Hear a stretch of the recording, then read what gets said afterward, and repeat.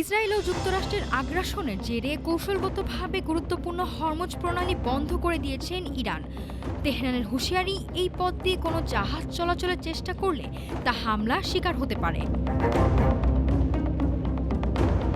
এই ঘোষণার পরপরই অস্থির হয়ে উঠেছে বৈশ্বিক জ্বালানি বাজার।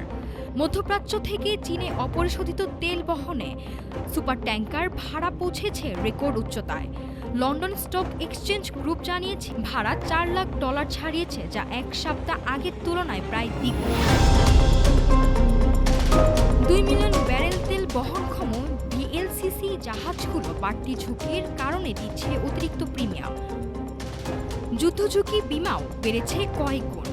অনেক শিপিং কোম্পানি ঝুঁকিপূর্ণ রুট এড়িয়ে বিকল্প পথ ব্যবহারের কথা ভাবছে। বিশ্বের মোট তেল ও গ্যাস পরিবহনের প্রায় 1/5 এই প্রণালী দিয়ে হয়। সৌদি আরব, ইরান, ইরাক এবং সংযুক্ত আরব আমিরাত উপসাগরীয় এইসব দেশ এই পথেই জ্বালানি রপ্তানি করে। আন্তর্জাতিক বাজারে ব্রেন্ট ক্রুডের দাম ব্যারেল প্রতি প্রায় $73 পৌঁছেছে।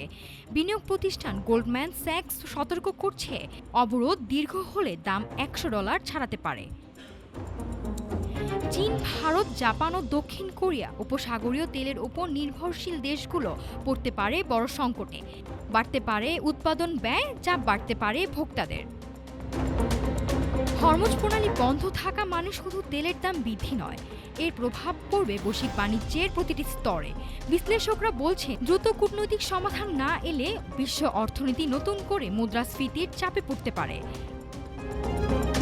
মধ্যপ্রাচ্যের উত্তেজনা এখন শুধু আঞ্চলিক সংকট নয়, এটি হয়ে উঠেছে বৈশ্বিক অর্থনীতির জন্য বড় সতর্কবার্তা। নাফিসা সামিয়া, ঢাকা টুডে।